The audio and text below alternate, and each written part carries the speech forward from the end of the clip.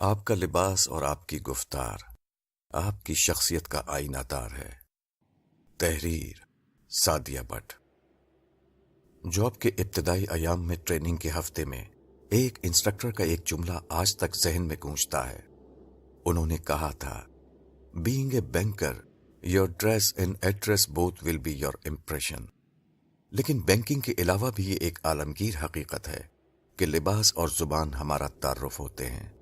لباس ہماری شخصیت کا آئینہ دار ہے تو زبان ہمارے حسب و نسب کا تعارف ہے۔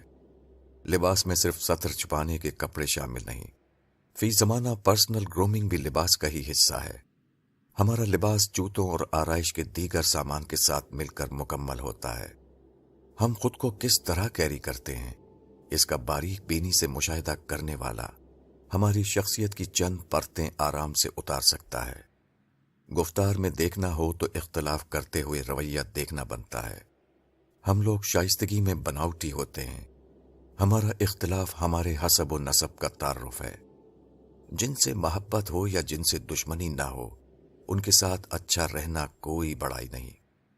جو شخص اختلاف میں آدمیت کے معیار سے گر جائے، اس کی شخصیت بناوٹی ہے۔